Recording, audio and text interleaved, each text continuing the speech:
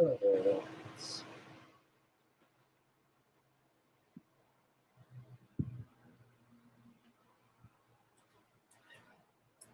lot of knowledge.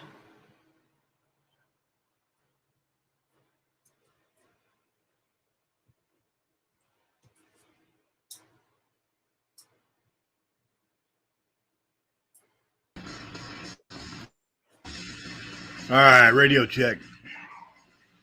Loud and clear. Awesome.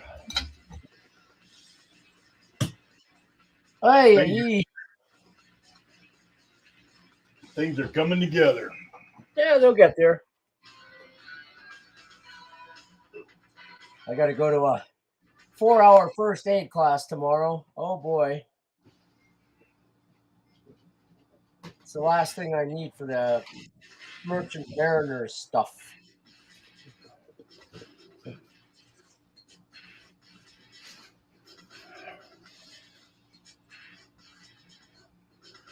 All right. We'll give people a few minutes to get in here. Yeah, that's fine. So I assume that microphone is working okay? Yeah. Perfect. So is yours. Oh, mine is just on the computer. I guess this computer is so old I can't even update the software anymore. But it works.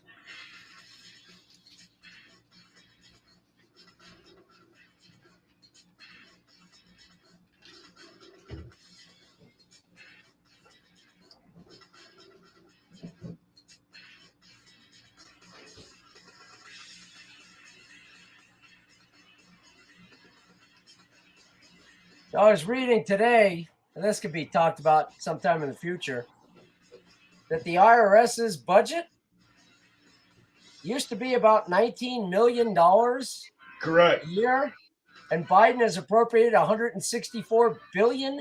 124 billion. Jesus Christmas. For what? I mean, even if they went out like the mafia and got everybody to put in a few cents and, their newborn, it probably wouldn't come close to paying the salaries of these idiots. Yeah, no kidding. He's got to justify his existence, brother. To who? To himself. I mean, I just assume the guy freaking, finally reached the end of his lifetime. He must be 100 years old. He's getting there pretty quickly. But if you ask him how old he is, he'll probably lie to you. Yeah. He'd probably lie to you about what he had for breakfast just because that's the only thing he knows how to do is lie to everybody. Yeah, well, you never know. Maybe the reason he's so against the Betsy Ross flag is because she turned him down on a date way back when. So, yeah, this guy's about 1 million years old. Yeah. Never fails. I get on here and I start coughing.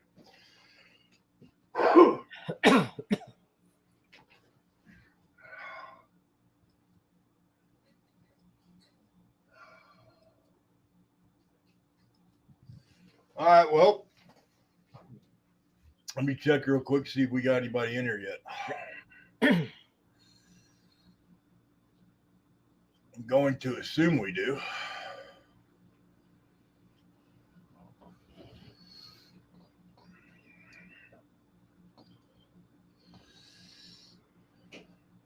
It'll be nice when we have a whole lot of people streaming on right at a set time every week. 6:30, yeah. I think, is going to be a better time for me.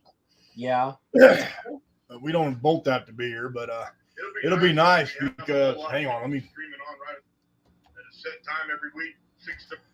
Let me mute my mic, my other mic, the computer YouTube channel. So yeah, it'll be nice once we get that going that I could come on and just do an opening like Monkey does. Right. Nothing near as fancy as what he's got. Yeah, but I just watched him 20 minutes ago, and oof, he's not that optimistic either.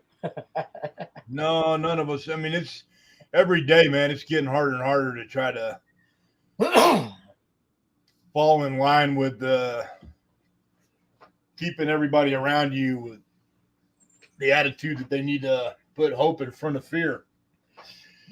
But it's getting harder and harder to do that every day.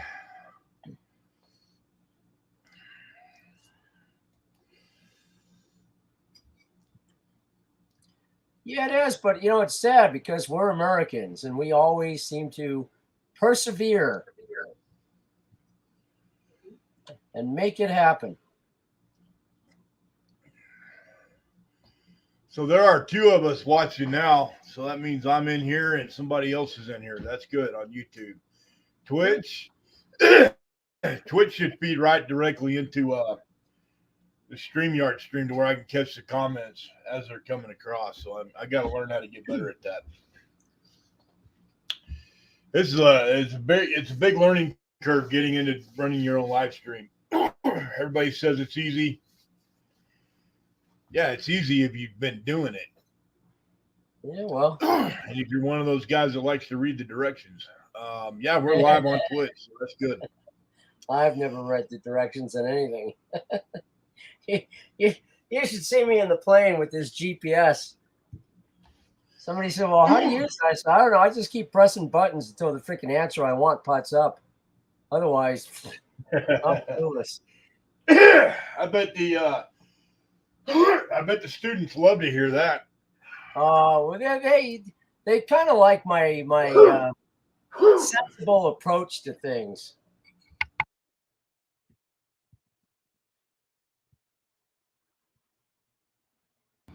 You know what I think the problem with my problem is I don't talk all day. Yeah, no worries. I don't have anybody to talk to on my ruck in the mornings. I don't have anybody to talk to at the gym. I just go in there and work out. Some people go in there to socialize. I ain't got time for that shit. I'm going one machine to the other. Boom, boom, boom. Doing CrossFit style weightlifting, and I don't have time to stand around and jibber jabber. And I get into my zone. So this is going to be TCG Global Security Consulting's American Legionnaire podcast. It's a way that we reach out to our fellow citizens in this country and our fellow Americans. Try to share data, share information, and be among our like-minded population out there. That's, I guess we're all on a list now, so we should celebrate that. If you're not on a list by now, you should be ashamed of yourself. So this will be the podcast for the 23rd of August. It's about 8 minutes after 1800 Mountain Standard Time. And I hope you guys like our stuff here enough to like and share it. Subscribe if you want. That's the last time I'm mentioning that tonight. I don't even like doing that much. So welcome aboard. I'm going to let Intrepid take off with the monologue, and then after that, when I finish eating, I'm in the middle of dinner, so I'm still trying to eat here. We get done with that, we'll jump into the sit rep, cover some of the major news that's going on around the country right now, and even some of the stuff that's not on the news, obviously. And then we'll jump into the open discussion on the podcast, and we'll be here for about 2 hours tonight.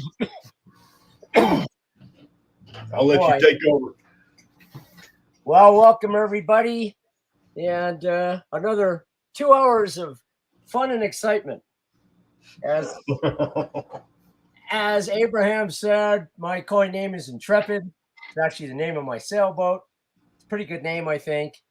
And as you can probably tell by looking at me, I'm not a youngster.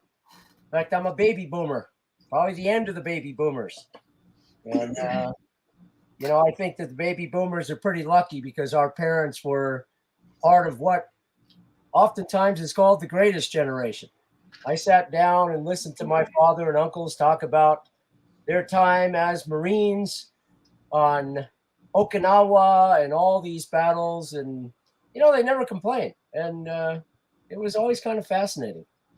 I also remember growing up in school that every day was the Pledge of Allegiance. I don't think they even say that anymore, but I do remember it. You know, I pledge allegiance to the flag of the United States of America and to the republic for which it stands, one nation, under God, indivisible, with liberty and justice for all. That Amen. was 50 years ago I heard that, and I still remember it. And I'm talking about that tonight because none of it's true anymore. None of it. I don't know where we went wrong. You know, first of all, the flag. God help you if you fly an American flag. You're being labeled by our DOJ as a right winger and potential terrorist. I guess if you fly the LGBTQ, whatever the hell, bend over and get butt fuck flag, you're fine. But can't fly the American flag. I fly mine. Mine's on my boat all the time. I used to have many people say, "Oh, you should take it down and put up the country's courtesy flag." I was like, "No, fuck you. I'm an American. This is an American boat. I'm flying my flag." My boat out in the ocean was sovereign United States territory, and I was proud of it. But today, nobody flies the flag. No, half the people probably don't even know what it looks like. A republic. We're not a republic anymore. And the morons in government are trying to destroy that. They want a democracy. They want the whiners in these liberal cities to take control. I mean, there's a reason why we are a constitutional representative republic and not a all-out democracy. Face it, democracy just doesn't work. Democracy is two wolves and a sheep trying to decide what to eat for dinner. A republic is the way, works fine, but that's being changed. One nation. Yeah, one nation. Oh my God. We're about as far away from one nation as you could possibly get. In fact, I wonder if we will continue to exist as one nation. We seem to be breaking up more and more every day into two polarized opposites. And I frankly don't know how the heck we're going to get together again. Under God. Yeah. Half the population doesn't even believe in God anymore. God was our moral compass. We don't have any moral compass anymore. We've replaced belief in God and religion with belief in money and bankers becoming our new prophets. And it's going to be very interesting to see what these, the new religion of dollar is going to have in store when the dollar fails. And that's coming up a lot sooner than people realize. You know, if you pull your head out of the sand and wouldn't be an ostrich, you'd probably know that. Indivisible. Again, just like the one nation, we're not one group. We're not fighting for commonality. In fact, everybody's an individual. Everybody's a narcissistic little pain in the butt. They want what they want. The heck with what's best for your family or community. And family's a joke as well. There's a total breakdown of the family. It doesn't even exist anymore. And finally, liberty and justice for all. There's another stretch. There's no justice for all. There's no liberty. We're controlled more and more every day. People don't see it. And justice, you look at our FBI and our DOJ, that's a farce. So everything I remember being taught, and this was, granted, half century ago, is now gone. It's false. The America I knew is really at a tipping point, and I don't know what to do. It's frustrating. It's agonizing. It's sad that we let this happen to ourselves. Anyways, Abraham, are you still there? I am. I just had the mic off so I wouldn't be smacking my lips and eating my dinner in the microphone. No worries. No worries. You still need time to eat? Yeah, but I don't know. Go for it. Probably about another 8 minutes or so. Yeah, that's fine. I could come up with another 8 minutes or so. Why not? Yeah, no kidding. You know, right today we are in an economic, moral, financial, and political decline. Total political decline. You know, a free trade with China, our arch enemy, still exists. We have the decline of the traditional family. We're facing a moral collapse in this country because, well, face it, nobody believes in God anyways. They believe in the dollar. Of course, as I said, we no longer believe in God or religion or Christian values, or we can extend that, Jewish values, hell, even Islamic values. We're not as free as we think. We're constantly being monitored and controlled. We really don't have any political choice. Our political system is rigged. Our school system is nothing more than an indoctrination system to get the next generation of kids to actually believe in this tripe. Most of our news agencies are controlled by the government and or corporations. Heck, the government's even attempting now to take over the internet in what they call the National Strategy for Trusted Identities in Cyberspace, i.e., we want to control the internet, just like the Chinese do. You know, political correctness is a smokescreen. All they try to do on the news is to get Party A to be fighting Party B. Well, when I grew up, I used to hear stories about the Hatfields and the McCoys. Now it's the Republicans and the Democrats. Nothing's changed. We're less self-reliant as a nation. Nobody knows how to do anything anymore. We're more government dependent as a nation. We just sit and wait for the, trickle down. Let those government people piss all over us and say, great, it's rainwater. It's disgusting. Foreign companies continue to buy our businesses and our land, especially the Chinese buying so much of our farmland.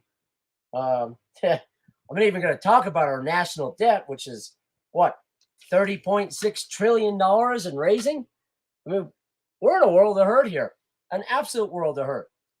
And at some point, people need to get their head out of their you-know-what and look up and see what's actually happening. Turn off the TV, see what's happening. You know what's happening. And if we don't come together and fix this, we will not be a nation anymore. At best, we might be a bunch of city-states. Of course, that's if that happens before or after the next World War, which is also where we're heading to. But it's pretty bleak. At any rate, Abraham, you there? I am here and I am ready. All right. That was my tirade for the night. Wait till next time. I'll be even more tirade-ish. Oh, man, every day is a brand new day, brother. It's all I can do some days to sit down and go through all my emails and do my updates and not throw something through a computer screen, man. This is not the country that our parents told us to leave for our children. That is not.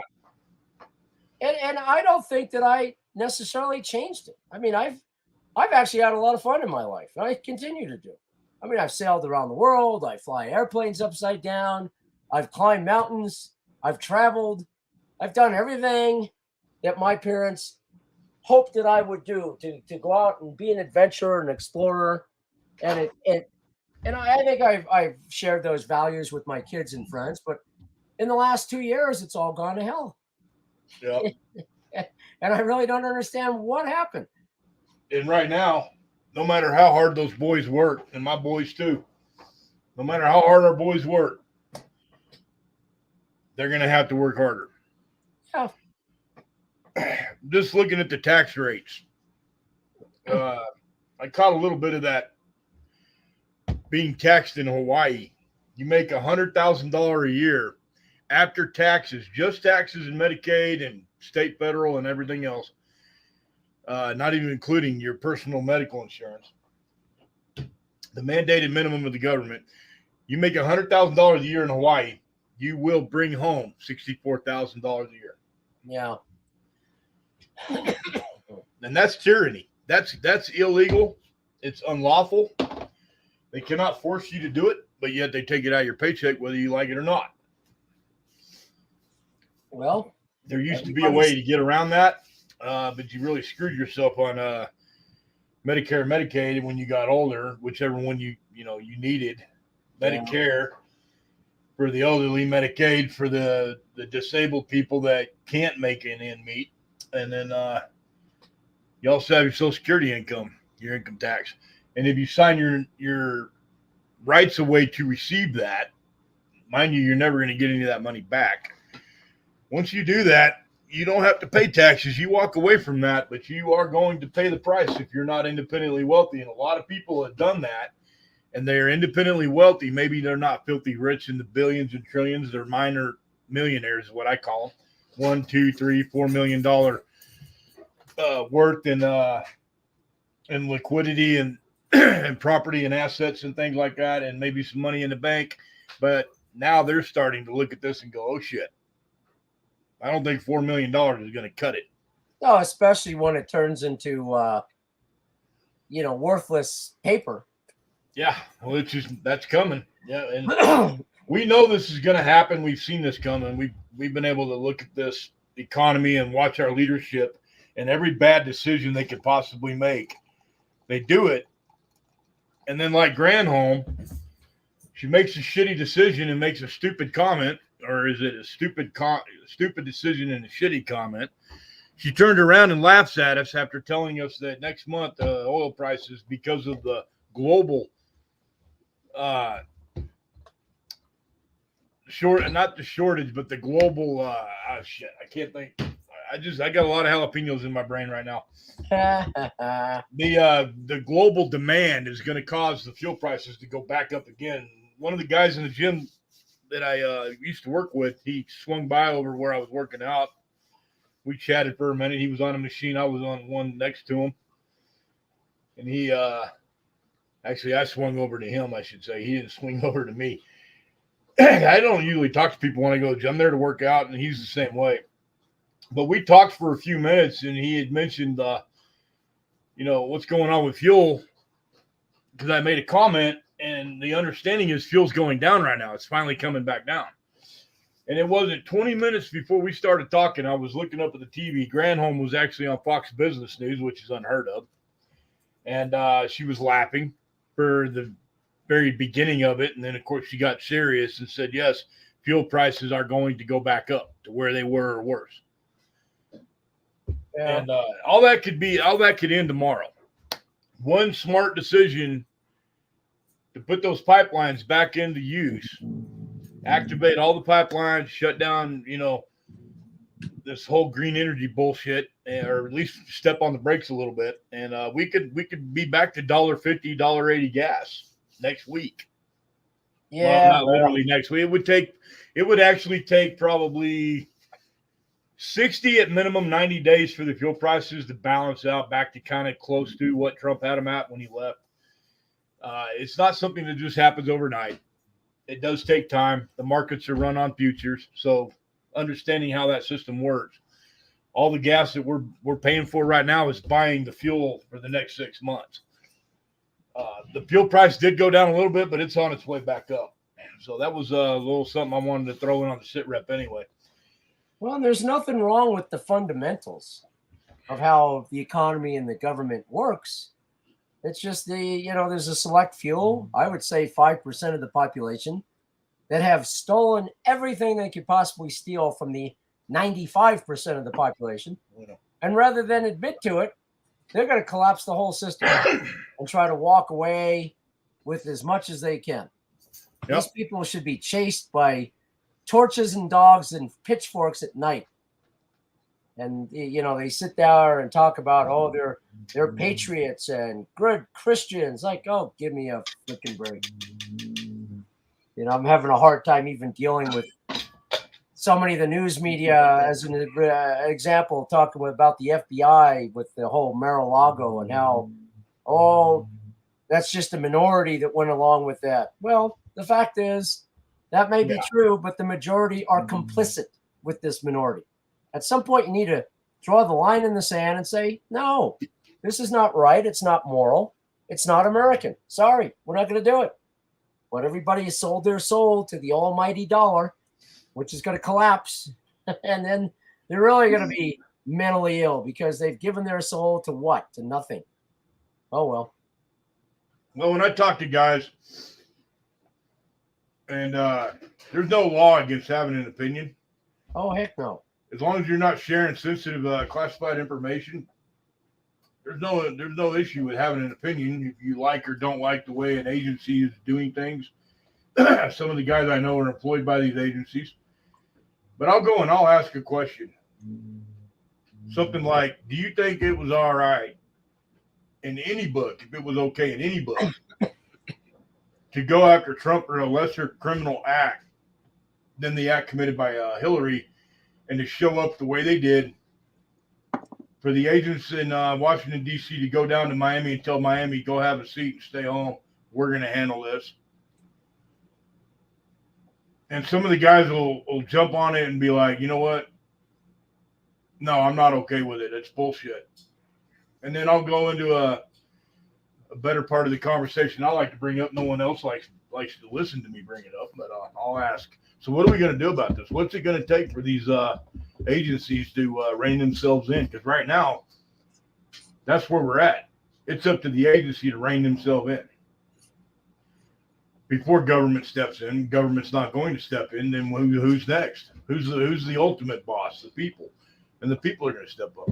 No one wants to have that conversation, at least not out loud and not in public. And these people work for agencies. They're not somebody who is worried about being put on a list. Let's put it that way. And it's hard to get some of the guys to talk to me when it comes to that topic. What are we going to do to fix this upside down world we're living in right now? And they don't really want to go into it. Well, let me jump on the sit rep here. There's been some interesting developments in the news.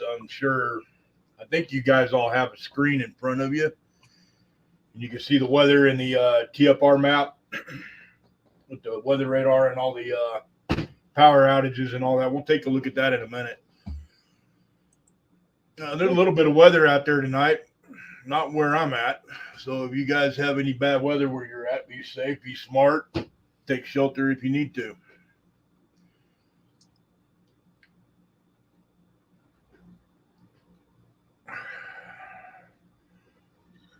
Let me figure out what I did with my notes here real quick. Give me a second, guys.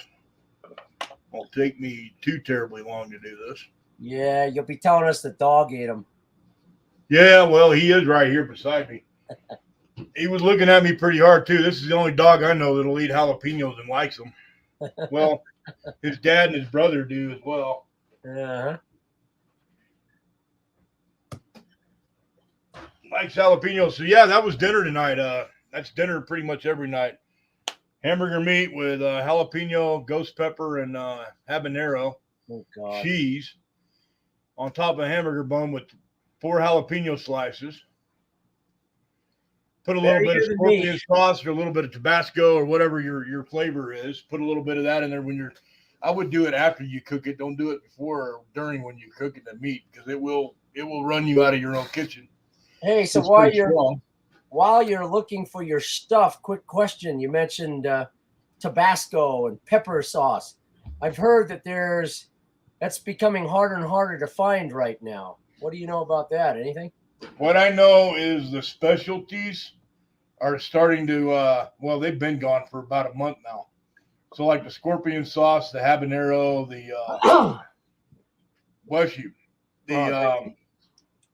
the smoked Tabasco, all those, you can get them.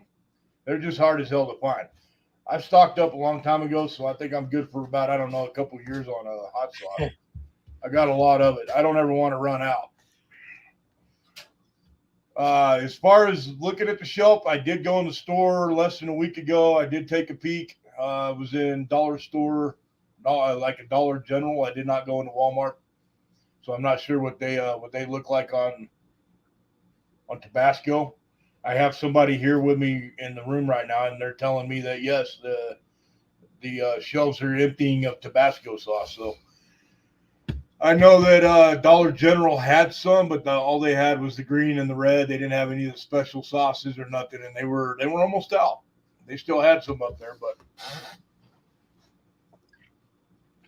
Yeah, and yeah, the heat wave, the drought is taking a heavy toll down there in Mexico on the peppers. Right. And California as well, because they grow a lot of those peppers that they use down there in Louisiana. They grow them right in California.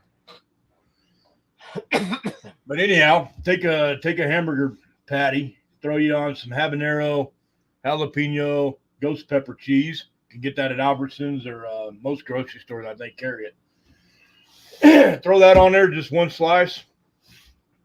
Throw a little mayonnaise on one bun and a little peanut butter on the other bun. Slap them together with jalapenos in between. And then I had some jalapeno macaroni and cheese. God. And pickled eggs I haven't eaten yet. And then I'll probably eat some more jalapenos before the night's over, because that's pretty much my favorite fruit. So looking at the notes here. So I guess the National Archives is claiming that Trump kept roughly, or a guesstimate, 700 documents that were deemed classified that he was not supposed to keep. Now, my question would be, who is working at the National Archives that's an expert? Who is employed by our government to work at the National Archives in Illinois who is an expert on classified, non-classified documentation? Well, but deemed classified by who? The president. It's his prerogative to determine what's classified. So we've had this argument, I guess, has been going on for a better part of a week now. I don't follow Joe Rogan or any of those guys, but I guess everybody's been talking about it. You're welcome for the plug there, Joe. Anyhow, there's an argument going on about how Trump can declassify at any time any document he sees fit. Ultimate authority lies with him. Up until the day he was replaced in office and Biden took over. At which point, Biden has the authority to classify or declassify any document. And so what it's looking like is Biden, on the advice of his security advisors in the White House, reclassified every document that had anything to do with any kind of government intervention, any kind of government program, any kind of government budgeting, everything, whatever it was, nuclear, the economics committee. I mean, it didn't matter who it was. Biden was told, go ahead and reclassify everything because there's going to be an arrest and we're going to put this guy in jail, and he's going away. There's no getting out of what he did, blah, blah, blah, blah, blah, blah, blah, blah, blah. So they went and reclassified it all. In turn, that would make Trump guilty of possessing classified documentation. However, the scuttlebutt on the street is James Comey screwed up the Hillary investigation in such a way that now they're not going to be able to prosecute Trump. Right.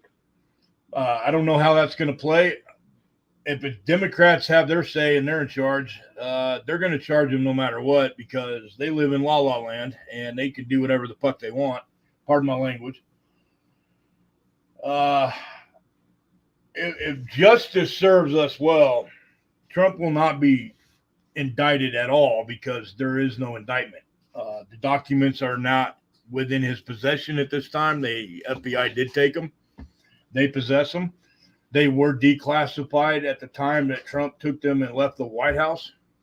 So they are unclassified documentation. However, Biden's going to claim, his administration, his Justice Department is going to claim that the minute Biden took over, he reclassified everything because Trump posed a national security risk to the United States. Sure. Now, if the liberals have their way, if the snowflake left-wing lunatics out there, all the progressive types, if they have their way, the woke, Gang of Four and all them, they're going to try to bring him up on charges. If they do it in Washington, D.C., which is more than likely where they're going to hold court on Trump, he doesn't have a chance in hell, a snowball's chance in hell, because Washington, D.C. is completely overrun by sympathetic Democrat leaning, left-wing leaning, in my opinion, leftist extremist judges. And Trump's not going to have a chance. Yeah, but that's the case. They're gonna throw the book at him. That's in the district court. If he appeals, it will get out of Washington, D.C. And you sure know he's going to appeal all this crap. If, in fact, he does get indicted. If you take someone to court federally, if you take someone to federal court, they have to go to where you're at. Mm-hmm. Trump is suing them. He is suing the federal government. But those are separate cases. Those are civil. Whereas the Department of Justice is doing everything in their power right now to bring federal criminal, not civil. They'll bring civil with the criminal charges, but they're going to try to bring the criminal charges up. And when they do, they get to choose the time and location of the hearing and everything, and ultimately a trial or whatever comes of this. If you want to divide a nation and you want to break us down and completely destroy us from the inside, go ahead and prosecute a former president of the United States. Not just because of the assumption of guilt, because you think he did something wrong, but you're going to believe that he did something wrong regardless of whether he's found guilty or not guilty. It's kind of like the Planned Parenthood abortion stuff. The states did not outlaw abortion, but you can't tell a left-wing lunatic anything like that, because if you do, you're going to get in an argument. Yeah, and don't go into Planned Parenthood and the lady that started that, the eugenicist, Margaret Sanger. Yep. It's like, oh my God.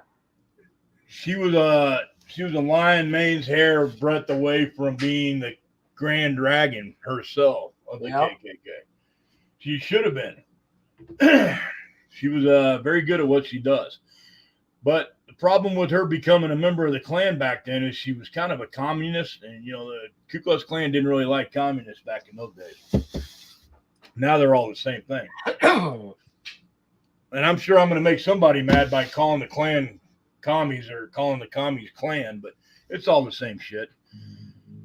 At the end of the day, they hate freedom, because freedom allows people to live their life and choose what they want to believe and say what the fuck they want to say. And neither one, the left or the right, and the extremists, neither one like that, because then they don't have control over us. Let me jump back in my notes. I kind of went on a little bit of a tirade there. Yeah, right. So Lori Lightfoot, that's the train wreck of a mayor in the city of Chicago. You mean Beetlejuice? Yeah, Beetlejuice. Careful, you'll get canceled like Roseanne Barr got canceled. Oh, yeah. She is claiming that the super PACs and the GOP, political action committees, accusing them of darkening her skin tone in ad boostings that they put up in all their TV and radio. I don't know how you do that in radio, but TV and paper, print, and all that. And the Illinois GOP governor candidate is who she's targeting because her skin tone's dark. Do you know anything about printing, Intrepid? As far as what you could do with the printer? Sometimes it comes out light, sometimes it comes out dark, sometimes it comes out perfect. Yeah. Red's a really tricky color. Black is also a tricky color. But it's any excuse to say me. You're targeting me. I'm a victim. It's not fair. You can't do that. Leave me alone. I'm gonna get triggered. I'm gonna lose my shit. She's gonna lose her race. That's what's gonna happen. And I think that's what she's afraid of. Well, so she's adorable. It's gonna be one excuse after another, and it's all gonna be racial undertones. So be prepared to hear that shit if you follow the news at all. Yeah, well, look at how well it worked for Stacey Abrams in Georgia. And she's still pissing and moaning. So, yeah, what a joke. So the FBI just arrested another J6, January 6th subject. I guess he'd be a suspect now.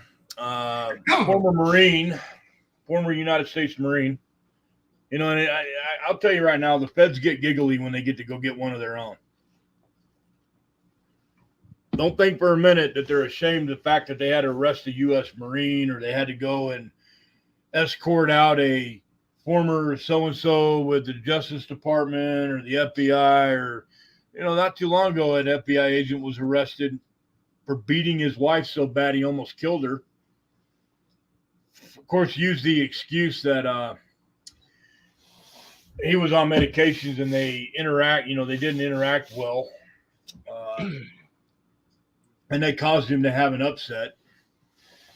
And he lost his temper and he was confused and didn't know what was going on. And he was afraid, blah, blah, blah. And the judge bought it hook, line, and sinker. Gave him 60 days. I think his sentence was 60 days probation. Oh, God. Anyone else, that goes back to the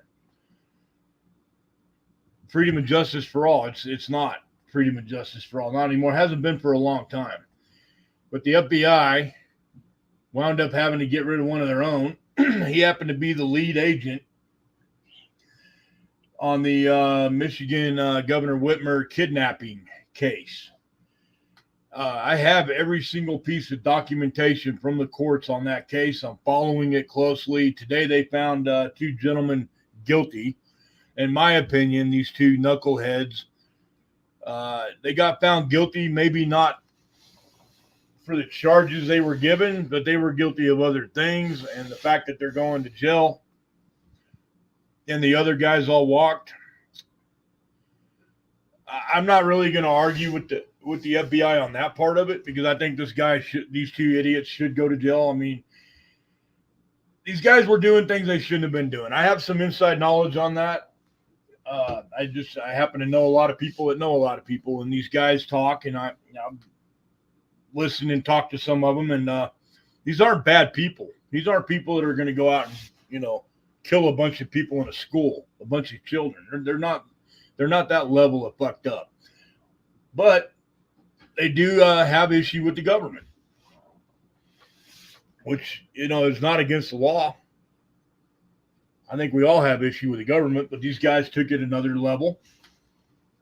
They made threatening comments online. They made threatening comments, and other people heard it, and they were going to try to organize or instigate a situation which would have led to criminal activity, and now they're going to pay the price. The rest of these guys that got indicted, and then they all got, basically they walked free. The cases were dropped. I think the feds are going to try to bring back some of the cases because they can try them again. But most of them just walked scot-free, because the facts are the FBI did do everything they could to try to instigate the Governor Whitmer case, the Governor Whitmer kidnapping. And they're not supposed to do that. They're not supposed to go and lead an investigation for criminal activity while they're leading the criminal activity. That's not how our system works. That's the kind of shit you see in Venezuela and other countries. But that is in fact what happened. There's enough evidence pointing to that. Everybody I've talked to agrees with it, that the feds were in the wrong on that level. But no one got punished for it. No one got in trouble for it. I wish somebody would take Gretchen Whitmer on like a vacation, maybe to Syria for 3 weeks. Just take her over there and go sightseeing, take a tour bus. Because the lady's a train wreck. And the one before her is now running our energy department. And that's Granholm, Governor Granholm. She's got zero experience in the coal, mining, oil and gas, natural gas industry, but yet she's running the energy department. She got that job because she has a vagina. She's a female.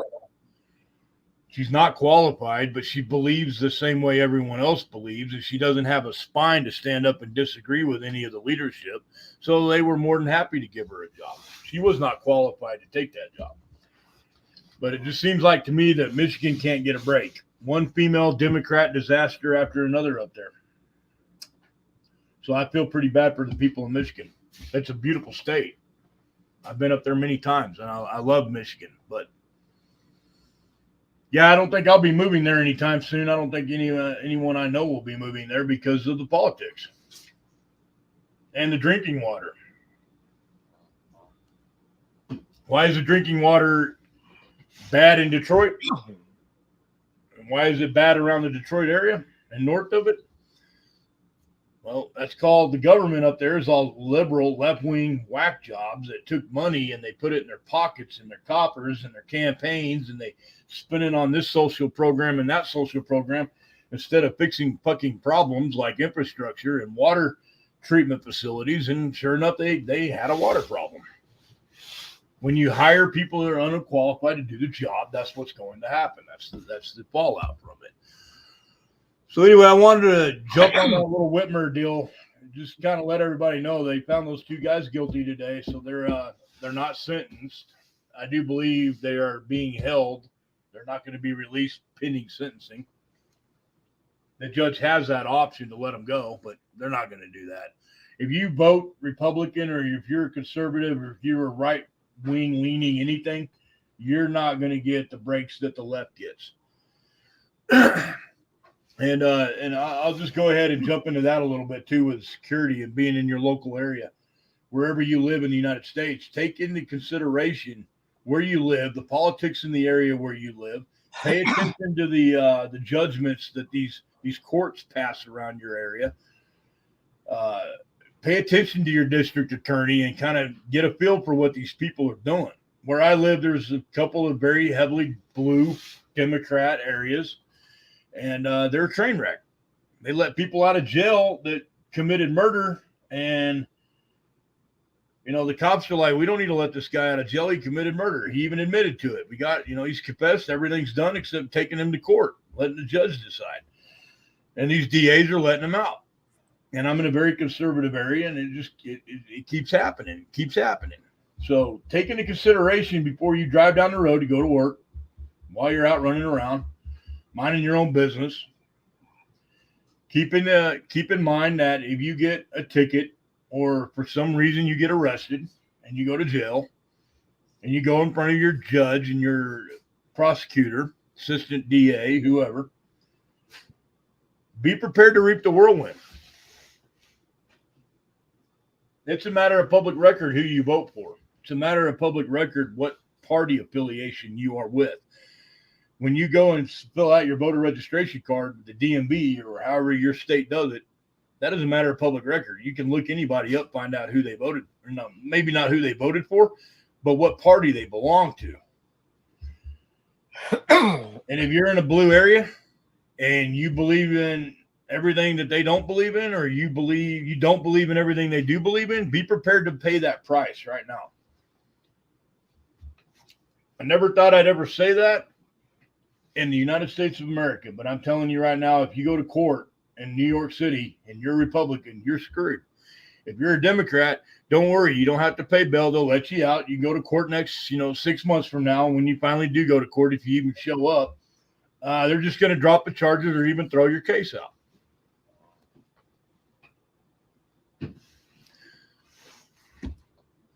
That is the world we live in now.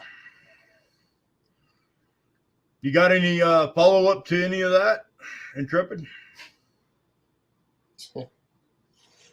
I'm just thankful that my representative is one eats Lauren Boebert. That's about as far against Pelosi and the squad as you can get. But yeah. When the shit hits the fan, the last place you want to be is in jail. It's going to be hard enough to survive. And we know what communist governments and communist regimes and dictatorial regimes do. They clean out their jails. They're either going to pack your shit and put you on a boat and send you across 90 miles of ocean, or they'll just kill you. Yeah. Bullets are a lot cheaper. Well, and given that the post office or the IRS rather just purchased how many guns and bullets? Yeah, you wonder what they're going to do. $5.3 million worth of ammunition. Dang. Interestingly enough, that's just one government agency. Now, add up 600 agencies. The Department of Education has a law enforcement division, and the Department of Education has a SWAT team. Really? They have an East Coast and a West Coast response team. They have all the high-tech gear. They've got nods, night vision. They've got cool OTE helmets. They've got all the gear and all the latest and all the greatest. If you want to keep your troops loyal to your tyrannical ideas and your tyrannical regime, keep giving them toys and benefits and money, and they'll do whatever you tell them to do. So $5.3 million in ammunition for one agency. There's 599 rough guess here. There's roughly that many agencies in the federal government, including the Department of Education, which has its own SWAT team. Now, I can explain part of that. The Department of Education owns a very large piece of real estate in Washington, D.C. Therefore, they justified themselves having their own law enforcement. Park police would have been fine. Park police can take care of all the government buildings in the city, but there's never enough park police. So they have contracted security, civilians. They bring them in. They arm them. They certify them. They stick them in there, and they're the guys that are a pain in the ass that won't let you go through the metal detector when you go to a federal building. But that's not good enough. We got to create more jobs. This is always the left-wing line when it comes to running for office of any kind in the United States. We need to create more jobs. Exactly. The jobs they're creating are government jobs. They don't know anything about the private sector enough to create, anything. The only thing I think I've ever seen them successfully do is mandate you can't pump your own gas in a few different states. And they created a few hundred jobs because now somebody else has to pump your gas into your vehicle at the pump. That's about the extent of the Democrat Party and their experience in the private sector, enough to create jobs. Fauci is going to be leaving us. He's resigning. Hopefully he's going to jail. Well, he's responding to GOP lawmakers' promises to investigate him if they win the House. And he's not worried about it because he didn't do anything wrong or illegal or unethical. Yeah. He's a saint, and he's Santa Claus's little furry ball on the end of his cap, in his own mind. We all know what he really is. I'm just waiting for him to start speaking Chinese on national TV. That's what I'm waiting for. But that's coming next. I don't have any sports notes, guys. I don't keep up with sports anymore. I used to until everybody started getting on their knees, and I got sick of sports news. So I have no idea about any of that. I'm not even going to go into it. But I can go into that real fast. All right, I'll let you do it. Why not? So yeah, the bad boy of basketball, Dennis Rodman, evidently has been okayed by Putin to go to Russia to try to get the two Americans out. That one WNBA player that was dumb enough to go over there with drugs and Brittany Griner. Yeah. For me, I'd let her sit there and rot. But so I'm not really sure how I felt about that. But on the other hand, kudos for him. He's going over to see what he can do. The Biden administration's going crazy about that. But somehow Rodman got in with whatever the guy's name is in North Korea, Kim Jong-il. Yeah, Kim Jong-un. And, they love basketball over there. Yep. So Kim Jong-un's a big fan of American NBA. So that being said, I want to ask the guy. I understand that this is a basketball thing. She's a basketball player. He's a basketball player, retired. I get the connection. I get the relationship there. But I'm wondering why Dennis Rodman, with all the money he has, hasn't jumped up and run over there to get one of our U.S. Marines out of there yet. Why did it take this to get him to go over there and do something? Yeah, I don't know. He wants to play diplomat. Well, you have to play an even ball field. You have to have an even field of play, so to speak. I'm not a sports guy, obviously, you can tell. But the field's got to be level for everybody.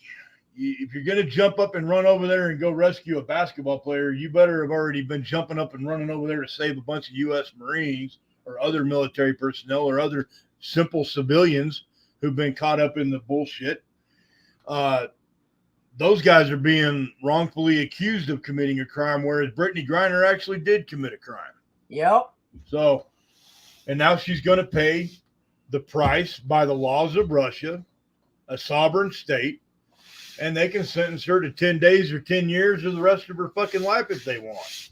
Now, we wouldn't let them tell us how long to sentence somebody. They do tell us that they're not going to send our bad guys home if we give them the death penalty. Well, that's fine. You can keep them then. Yeah. I don't know if she's getting sentenced as much as she's getting a 9-year contract with the Russian Black Dolphins. And for those that don't know what the hell I'm talking about, the Black Dolphin prison, Abraham could probably say about that too, is like the most notorious, worst prison in Russia. So is that the Gladiator unit over there, or is that the one on the island? That's the Gladiator unit. So, yeah, she's got a 9-year contract with them. So good for her. They got a basketball team? I have no idea. They will by the time she gets home. Yeah, the whole basketball team. I don't know. That girl's pretty big. I wouldn't want to tussle with her, man. I mean, obviously it's over now, but I've been to a whole bunch of countries. She sure in heck can't say, gee, I didn't know it was illegal to bring drugs. Gotta be glad she wasn't in Malaysia, in one of those countries, Brunei. Oh, yeah. Oh, yeah. Or my favorite country, Burma. Yeah. That would have been a death sentence if she brought that over there. Yep. Now you could argue it. So the thing about these sports teams and the thing about traveling to different countries, before everybody goes to travel anywhere, and I know for a fact the WNBA did this with all their players and their support personnel that they take with them. I know they sat down and they had a roundtable meeting discussing State Department guidelines, do's and don'ts. They have a section in the big fat binder they gave you on culture, certain things you can do, certain things you should not do in a foreign country where it concerns culture. I know they all sat down and they had that meeting because everybody does. I mean, you don't go running around a foreign country without knowing some shit, and the State Department pushes everybody to read the State Department notams, so to speak, that they put out. Not notams, but you know what I mean. Yep. They put notifications out and they do them, they don't update them like they should, but everybody knows better than to take certain things over to Russia. And if you're going to fly through Schiphol International Airport in Amsterdam, make sure you empty your freaking pockets before you get on the plane, before you fly to Russia. Or if you go to the Middle East. I've done it many times. You're going to fly in the Middle East, make sure you got whatever you're not supposed to have in your pocket, not in your pocket. Go to Saudi Arabia with what she had, and she would have got 30 years or better. And she wouldn't be sitting in a cell. That's all she's doing right now. She'd be working in a camp. Saudi Arabia loves those camps in that hot desert. They're really good at it, too. Huh. So there's an evangelical church in Pennsylvania that has taken up the responsibility of providing armed security for Doug Mastriano, a Republican. These Republican candidates keep getting attacked every time they show up somewhere to do a public appearance or rally, to get their voters all riled up. And they keep coming under attack. So good for the church, but the church is going to, they just put a target on their back. Yeah. It's no secret that the government in charge of this country right now despises anything evangelical. I think maybe we'll go into that a little bit on Sunday. Christians are not the kind of people in this country. They're not the kind of people that hide their Bible in their pocket and don't tell nobody and be hush hush. That's just not who we are. Never have been. Never will be. At least I hope. You go to foreign countries, you might have to be a little chill on it. I had to take my rosary and put it, in my pocket, not around my neck. You shouldn't wear a rosary around your neck anyway. But when I was in the Middle East, out of respect, I put my rosary away in my pocket after I got yelled at by the religious police. I learned my lesson that day. There's a long story behind that, but I was in the United Arab Emirates, and I got chased around by the religious cops. Not even the real police. The real police didn't give a shit. It was the religious cops that gave a shit. And they didn't appreciate me wearing a rosary outside my shirt around my neck. So I got a little yelled at for that one. You're gonna go to their house, you play by their rules. That's the same way with everybody that visits this country. Oh wait, never mind. I forgot. You can break the law here now and cross the border illegally, and you're just fine. My bad. Yeah. Yeah, it's as I said, it's a shit show. So a Russian paratrooper. I'm getting a lot of military updates. Actually, I haven't even jumped on those notes yet. But let me run through this real quick. Try to run through this because I got some updates on. We got a sailor that died at sea while on the ship on his fleet tour. I don't know what ship. I haven't really dug into it yet, but I'll find out here in a minute because I'll pull it up on the computer when I bring it up. We got a sailor dead and an airman in the Air Force, I believe, in Italy, has been arrested for reckless driving, resulting in the death of a pedestrian. I think that airman is still in custody. I don't think he's caught bail yet. At least I haven't heard that yet. Another one of those, don't go into a foreign country and think you can just act like an idiot.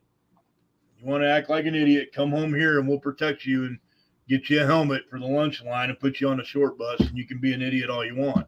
Pull that shit overseas, you're going to pay the consequences.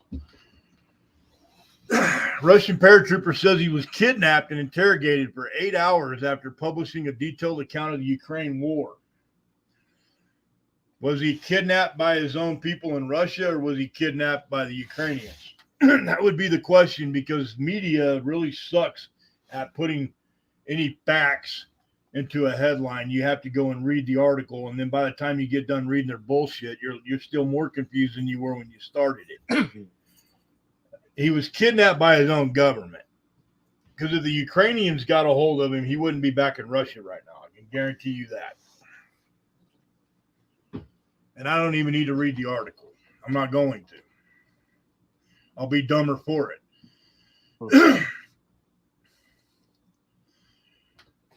There's an article in The Street, not a publication that I read, claiming that Elon Musk is seeking access to a quote-unquote demonic technology.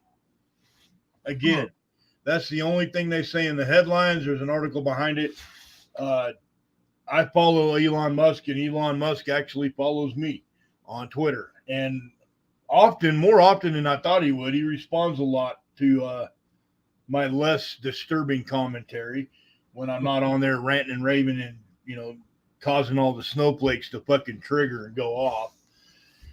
He'll respond back when I have something intelligent enough to say that catches his attention concerning government, taxes, the economy, and things like that. Especially the military information. He's very in tune with all that. The guy spends a large part of his day not sitting there on Twitter. I mean, most people think that's all he does is sit around on Twitter.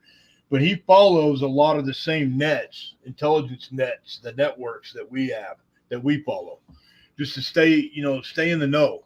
Try to stay ahead of the information as much as you possibly can. I don't know a lot of updates on Trump. I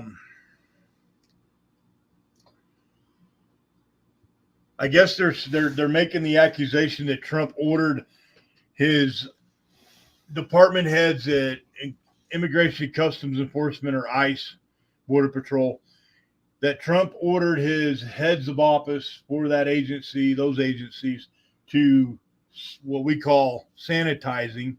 They're calling sweep or wipe all the data off all their cell phones, their government issued cell phones that they use to communicate with each other when they're at work. Whether that's true or not, I don't know. I guess we'll find out later on. But what that'll turn into, of course, is, well, did he order the Secret Service to do the same thing? The President of the United States doesn't order the Secret Service to do anything. If anything, the Secret Service is giving the President of the United States direction. They make very strong suggestions to the President on an hourly basis.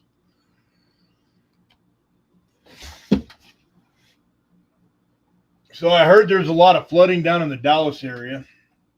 I don't know if anybody's got family down there. Looks like the weather is trailing off into Louisiana, Alabama, Mississippi right now as I speak. It's getting ready to go into the Florida Panhandle, meaning it'll go into Georgia and eastern Alabama. But it looks like a lot of rain. I didn't really follow that weather system like I should have.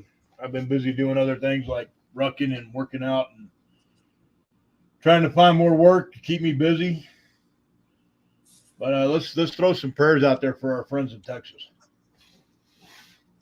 They had it rough down there. Yeah, they needed the rain. They just didn't need it all at once. So I guess it was one of my buddies that lives down there told me it was 60 days. Monkey mentioned it was like 70 days without rain. And that's right in the middle of tornado season. That's when you get all the hailstorms and the wild weather down in Texas, is those months that they didn't get any rain at all.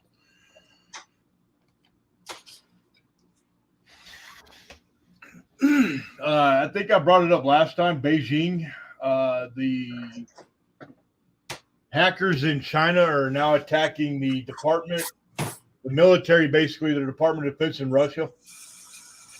The Kremlin, I guess, would be the military infrastructure in Russia. So China's full on attacking Russia right now. And there's no explanation as to why they're doing it. Why would they want to weaken Russia before they might need Russia in a war? That doesn't make a lot of sense. But then the Chinese are very bold and they're very arrogant when it comes to the military. They believe that they're unbeatable. They truly believe that they can't be beat. Look at geographically. Russia's north of them. And right now, China's having some major issues with India south of them. So maybe they don't want to feel like they're surrounded by, potential adversaries. I don't know. Well, what's interesting about India, and first, this is my opinion, it's not fact. I don't trust the little bastards, and I would never trust them and wouldn't suggest anyone else ever trust the sons of bitches. Now, that doesn't mean you shouldn't trust the people in Bali or any of those cities in those states over there in India because they're evil or they're bad or, maybe there's a bunch of Satan worshipers or anything like that. They're good people over there just like there are here, and they're bad people over there. The problem with India is their government, just like here. They have a huge problem with scammers over there. These call centers that open up all over the country over there. And all they do is sit on a phone all day and call grandma and grandpa over here in the United States and convince them to go down to Walgreens and get a Western Union and send them $5,000. And unfortunately, a lot of older people do it because they don't know any better. Or maybe they do, but these people are really good at bullshitting people and lying to them and getting them to give up money. So that's what they do. And their government has done almost nothing with Interpol to try to put any kind of stop to it. We've got hackers over here in the United States, and they're actually doing it. They're hacking them, shutting them down, making it impossible for these guys to operate. And that just kind of goes in line with what I said last week. We are our own law enforcement. At this point in time, guys, we are our own police force because our government obviously can't do the fucking job they're being paid to do. As far as India and Russia is concerned, where it goes in with China, India is about to have the 23rd or 24th, the 22nd or 23rd military exercise with the United States, annual. This is an every year deal. But before they go and do this exercise in the Indian Ocean, and the South China Sea. India is going to go to Russia, take part in one of their military exercises, and shortly following that, and they just recently attended a Chinese military exercise. So that brings me to ask, whose fucking side are they on? They're training with the Russians, they're training with the Chinese, they're training with the United States, and how much of that training are they sharing information? They're sharing information with us on China and Russia, and then they're turning right around and they're sharing information with Russia and China on us. Sounds like to me that India wants to be neutral. They just don't know how to go about being neutral. And they know they're not going to be neutral because strategically where they're at in the Indian Ocean and that close to the Suez Canal and the South China Sea, they're kind of the breakaway there, midpoint. They're going to be involved. They're just going to be involved in any world war that breaks out. They were in World War I. They were in World War II.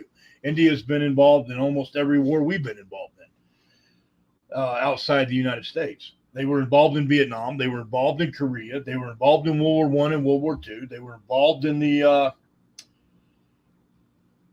in Montezuma, or not Montezuma, Tripoli.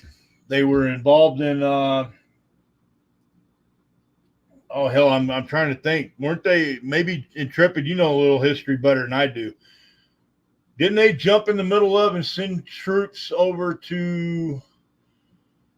I know Pakistan did. I don't know if India did or not, but send troops down to Argentina to try to assist the United Kingdom when they had the Falklands War. Didn't they send people down there? I do not know, but I wouldn't doubt it. If Pakistan does something, India is usually there as well. Usually they're on opposite sides of it, though. But I can't imagine. I mean, not always. That's not always true, though. Like in Somalia, right? We had Indians and we had fucking Pakis over there. In Iraq and Afghanistan, we had Indians and Pakis, military and civilian contractors, third-party national, third country nationals. We had Filipinos, Indians, and Pakis, all three when I was over there. Most places I went, that was what we had. So, yep, India is always going to be involved, whether they put themselves in the middle of a situation or get drug into it. But I know they're no fan of Pakistan, and Pakistan's no fan of India. China hates India, would like India to go away. Pakistan would like India to go away. Iran would like India to go away. I think everybody would like India to go away. Yeah, except there's a billion of them. Yeah, Indians are tough, too. They know how to fight. They know how to go to war. Not only that, and no offense to our U.S. military, but our guys are crying about woke shit. And, you yelled at me too loud at boot camp while they're over there throwing rocks and stones and sticks at each other and killing Chinese guys on the border. Yeah. And whooping their ass, mind you. They are a tough breed. They're tough sons of bitches over there. Yeah, and especially the Sikhs. They're pretty good. Oh, yeah. Oh, yeah. Never fuck with a Sikh. You know about what they carry in that turban they wear on their head. Yeah. And if you befriend a Sikh, he might be nice enough to give you a homemade one. I have a knife from my Nepali friend. That's there you go. One. Yeah. I'll tell you what, they're pretty nice knives, and they're very sharp. Thinking about it's like the Indian version of a samurai sword, for that matter. Yeah. I wonder where that went to. When I moved onto the boat, it disappeared someplace. It's got to be around. So, well, here's probably on the boat. Yeah, it better not be in the ocean. No, it was in the storage. It's someplace. So here's yeah. Speaking of, when are you going back down there? What's the dates again? Oh, the very end of October. Okay. Yeah. But I didn't know this. I'm just doing other things while you're talking. So, bit of history.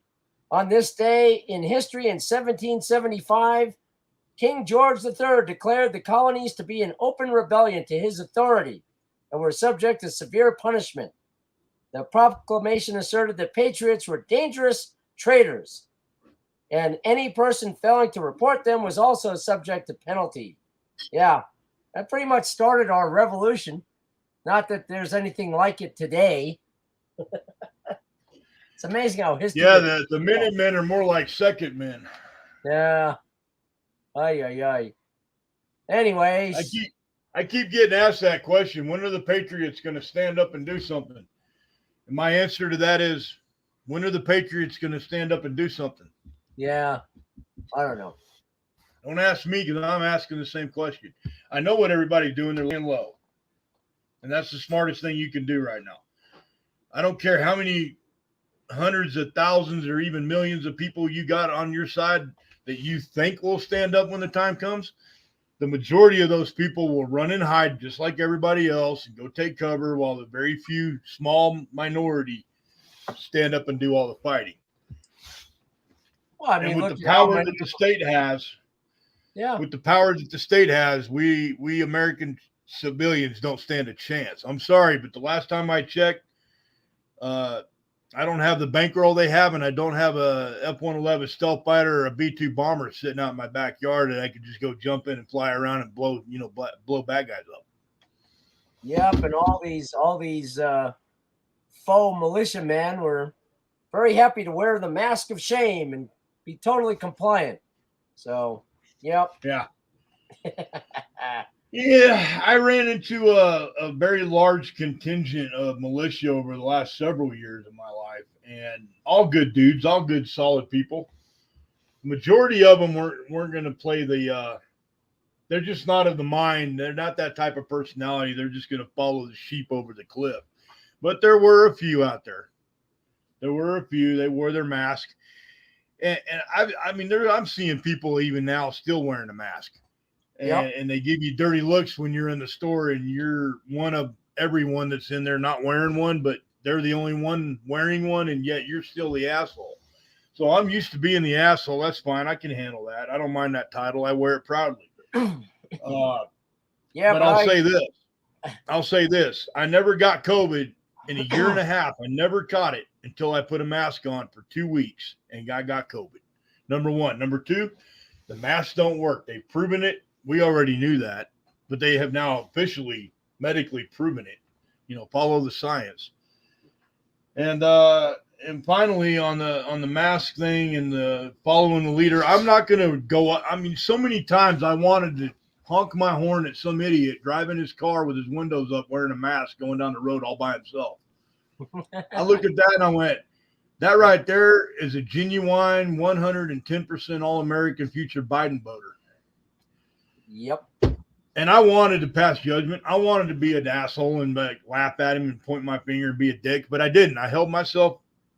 I had self-control, so to speak, and I chose not to do that because everybody has the right to make their own decisions in their medical practice where it concerns their body and taking care of themselves. I'm not going to tell someone you have to do this or you have to do that. That's not my fucking place. I'm not a doctor. And even if I was a doctor, I'm not a doctor in the Soviet Union. So you want to wear a mask and drive down the road and look like an idiot in your car with your windows rolled up all by yourself where you're not, there's definitely 6 foot of distance. That's fine. By all means, do what you need to do, man. Do you. You do you, I'll do me. If that makes you feel safe to have that security blanket and that pacifier around your face and that in the form of a face diaper, that's fine. I'm not going to judge you. I might tell a whole lot of jokes about it and be funny, but I'm not going to judge you. You want to do that, go ahead. You're a better man than me. I'm going to base my opinion simply off my own experience. I wore a fucking mask for 2 weeks and got COVID. And I was around thousands of people within I don't know how many people. I mean, several hundred a month. And I never got it. And I was around people that were getting it. And they got it once or twice and even 3 times, and I still never got it. I think a lot of it has to do with immunity, keeping yourself healthy and strong. So, of course, I never got it out in the boat. Didn't even know it was around. Did you wear a mask on the boat in the middle of the ocean by yourself? Hell, I didn't even wear pants on the boat, so what the hell? Oh, speaking of, I'm actually wearing shorts tonight. Oh, boy. Yeah, my my partner in crime didn't show up in here. At least I don't know, because I got my notes up on the screen and I don't have the main screen up. Metamora girl's in here. Cool. Welcome aboard. Let me add you to the stream if you want to come on and ask us anything, or kind of in the podcast portion of it anyway right now, the last 45 minutes here. Please do ask. Feel free to jump on and ask us questions or share information and data that you may have come across that we're not paying attention to. More importantly, give us a hard time. We love getting a hard time. And looks like Robert Burke has jumped on as well. Let me add him. Ah, good. Actually, one of the things I was going to suggest we talk about in the future, and we need to get him involved, is education. Yep. We got K9 Moses in the house. Wow. Hell yeah. We got a good turnout tonight. As soon as I steal one keyboard from one computer for another one here, I'll get on here and I'll start typing out, checking messages. You guys feel free to call in. I'll put the number up real quick. I think the Patreon's on the streamer right now.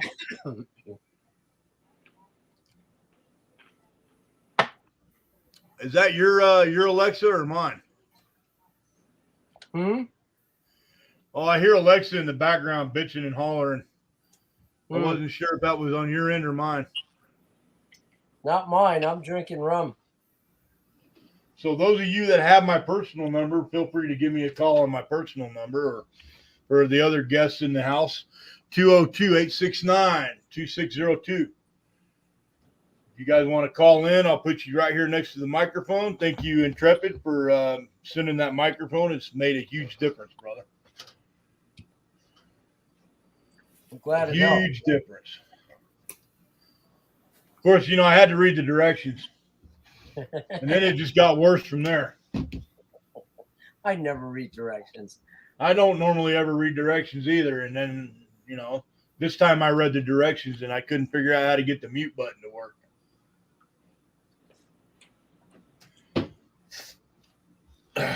So I used harsh language and it started working.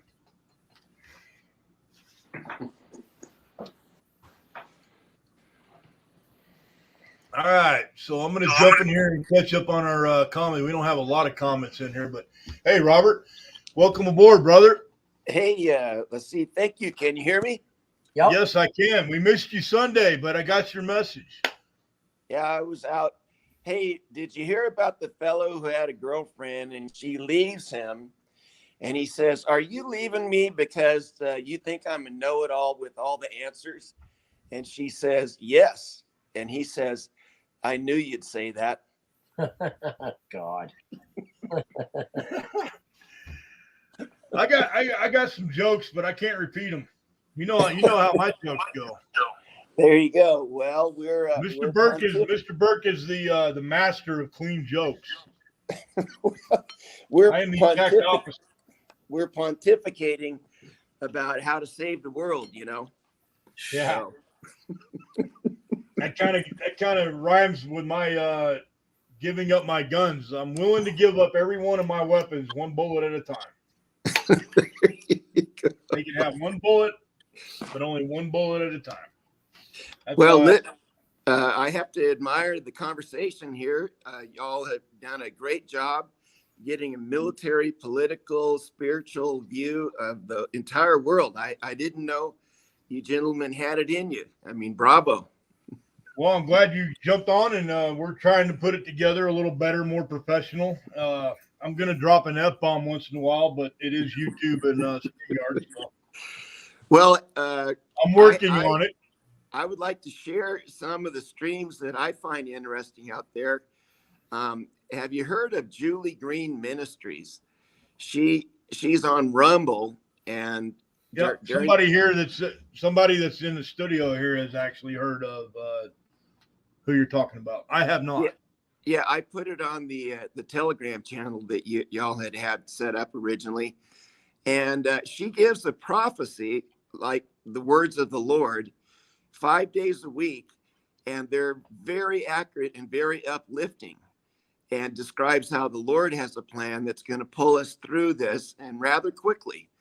And she is bold enough to say things like that the Georgia Guidestones are going to come down, then they come down. She said the same thing about the Washington Monument and the dirty Statue of Liberty. And so she's not afraid even to, say that Brian Stelter, or whoever that CNN guy, he's going to be kicked off. She's made over the past, 6 months and years, many of those kind of prophecies, and they come true. She has an amazing accuracy level, and it's super uplifting because she prays. I guess she's the daughter of a preacher. She might preach herself sometime, but she keeps mentioning God knows what's going on. God has downloaded significantly great countervailing plans to the good guy team. And because what happened was Satan, his rotten self, downloaded like an almost infinitely brilliant plan to central bank families, 100, 120 years ago, to put us in the position we're in right now, which is we are the subjects of death by 1,000 cuts. And Exactly. So Julie Green is like, well, I received a word this morning, that another host on CNN is going to go bye-bye. She even will mention deaths. And she said Fauci is going to resign early. And I guess he did that today. So it's very uplifting. It's exactly what we need for our spirit to, as we're, identifying the next thing that's a death by 1,000 cuts. So that's on Rumble. It's Julie Green Rumble. Then there's another. Right, I'm gonna check that out. Start following that because, as you know, we're gonna have our Sunday nights as more of a scriptural show, not so much a sit rep and talking about all the world's problems, but rather talk about the hope that we can hang on to. Well, that's you've been my instructor for a long time, Robert. Even in life, not just in the specialty that you taught me. But you've been almost a spiritual guide and kind of I don't want to call you a soundboard. You're more like the pincushion. You're just squishy enough to bounce me off when I come flying in. And it's been a huge asset knowing you. It's been it's been a blessing, brother. Well, thank you. I wrote this book that got published by a real New York publisher, and it's called Think Like an Advanced Christian. It has pictures from a real Navajo Dinesh artist from the Monument Valley area in Utah. And it's a very profound book, easy to read, but you can only get through a couple of pages before you jump around the house and get all excited. At least that's the way it is with me. And that's the thing I'm very excited about, is coming out of this pressure cooker will be a future that's like the Jetsons. It's like the 1950s on steroids, and we're really close to it. Very, very close to it. And fellas like us, like the people in on this call, should be like on a team that Clint Eastwood put together for the movie Kelly's Heroes. The war is, we can kind of see, it's basically won. It's won by the good guys. Go grab the good things that war leaves in its wake right now, because the rest of the people are going to be getting up to speed, and it'll take them 6 months to 3 years. So while they're sitting on the couch drooling and looking at the next update about how horrible it had been and why the big turnaround happened, you and I need to be picking up the good things now. And it'll put us in a very good position to help all the dumbfounded folk that they'll probably take, like I say, the sharp ones 6 months and the dumb ones 3 years. And if they're family members, maybe they never will recover. Well, yeah. I know where you're coming from with that. Every family has black sheep. Some families have a whole herd. Right. Now, there's another source. It's Michael Jaco, and I mentioned him to you before. He apparently is a former Navy SEAL. He was a pretty high up one. Who is it? Michael Jaco. He was there before. Oh your time. yeah.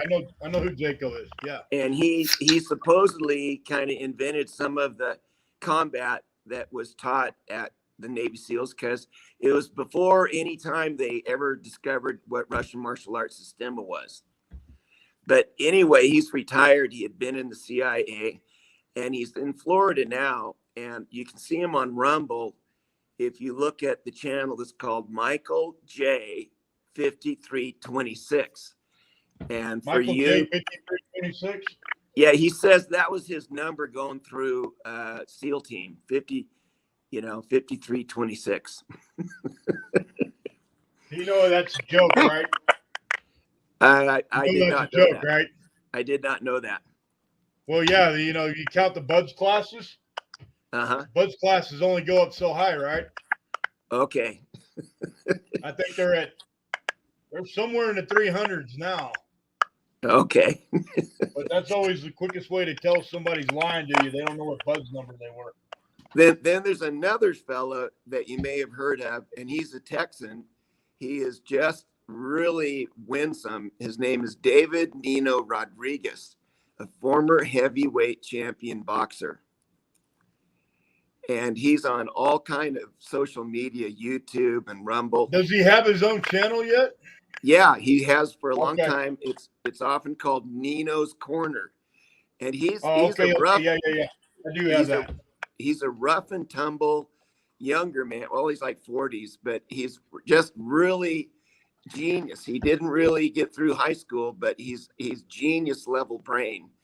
And he's buddies a lot with Juan O'Savin, but the people he interviews are just astonishing. And if you want to know kind of the inside of the way Juan O'Savin's brain is working, you can get it almost better from David Nino Rodriguez. Okay, I haven't been tuning in. I've been busy tuning into a bunch of other things like the Kylie Rodney deal, and I've been kind of following some other information. But now that you bring up education, you know Rush Limbaugh never graduated high school. Right. And he's probably one of the smartest people when it came to conservative and progressive politics. He was the subject matter expert. Yes, sir. And he amassed quite a huge wealth for sure. Yes, he did. He earned every dime of it, though. And you got a Yahoo down in Louisiana named James Carville. He's kind of the opposite of what Rush Limbaugh was. That guy has every kind of college degree you can imagine, worked for several presidents, and he's a fucking complete idiot. So I don't care how many college degrees you got. I got a whole wall full of everything over there, and you know, none of it makes me smarter. What do you think of his replacement on AM radio? I have not heard his replacement other than Dan Bongino took us like 600 slots. That's all I know. Well, Dan Bongino's doing a pretty good job because he's super agitated about the FBI right now. And I'll tell you a fascinating thing. On the last call he took this morning before sign off, he took a question, and the question really bothered him. And a man said, if you were in the FBI, what would you do about being faced with going in and having to do the raid on Donald Trump? Well, it got Dan Bongino pretty heated because he said, you know, I'm trying not to get angry about this question, but he, in the year 2008 or 9, when Obama came in and he was Secret Service, he had previously been New York, PD. And NYPD. And he really is an educated man. He's done a lot of college and degrees after college. So he said he just quit. Well, the severity or the gravity of that impact was the rest of the Secret Service should have quit too. In other words, it stunk to high hell what the deep state was doing, putting in their puppets. And so he was saying, listen, without saying so, the whole institutions over there are massively corrupt, and everyone should have quit when he did or earlier. And he said when he quit, he lost all pension and all monies. He gets nothing, and he was flat broke, and he's rebuilt himself since then. Yes, yeah. So you can qualify for a partial retirement once you reach a certain amount of years in the service. I think the minimum's 15 years.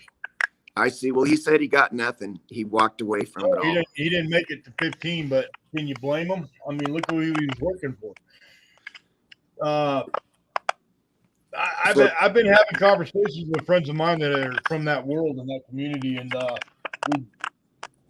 they're ready. You're making all that racket again in the mic, all that. Yeah, I'm sorry. It's my iPhone. I can quit here. The other last thing I'd recommend is finding interviews of Juan O'Saven. And that's a fake name of a gentleman who's kind of like a privateer, meaning he's worked for and around the good guys in the government, but made a lot of money.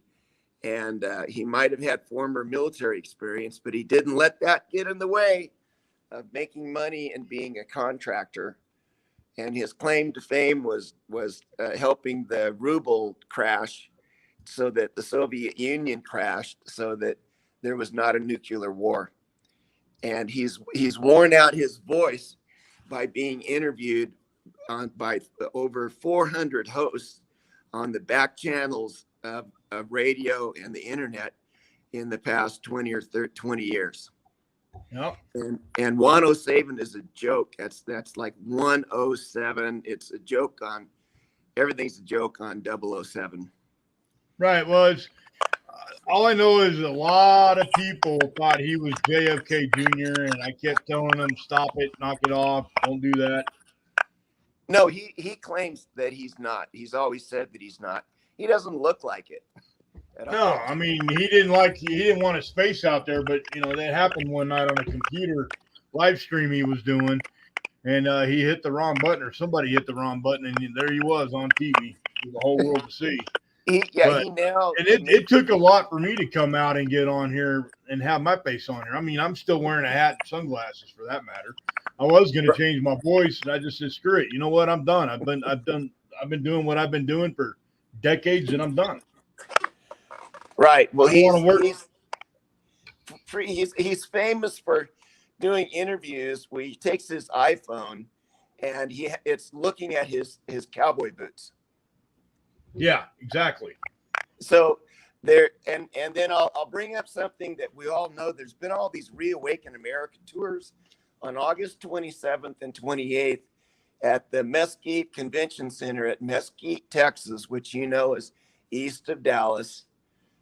There's going to be a big gathering, and they do charge money, but it's going to have like Mike Adams, Laura Logan, Mike Lindell, and for the first time, this Juan O'Saven, it's the first time he's having an event that he will speak, in public, that in pre-announced. He's done it, without announcing.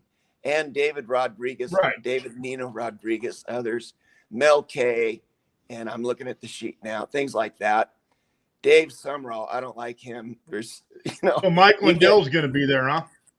Yeah, and that Mary Crowley, who's an interesting kind of like angelic figure. Where do you stand right now? Currently, where do you stand on General Jet? General who? I can't remember his name. It's on the tip of my tongue. The general that got in trouble with Mike Flynn. Yeah, General Flynn. Yeah. I don't think he's the smartest person, and because of that, people thinks he's a turncoat. But I mean, some of these people that are leading, like Mike Lindell. Like Lindell says, he ruined his brain on drugs, and now he is a big chief executive officer of My Pillow.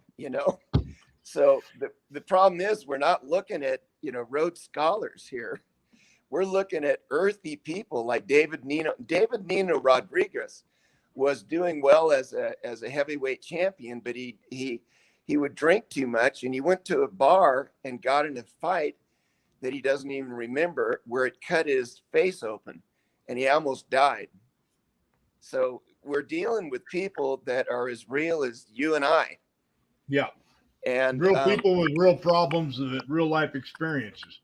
Like and Mike all the money Flynn, in the world, all the money in the world will not buy you experience. Right. Mike Flynn was always a Democrat, And coming from and he was also a spook in the military. I mean, his job was intelligent. Yes, it's fine. I admire him. He ran the DIA with like 14,000 people.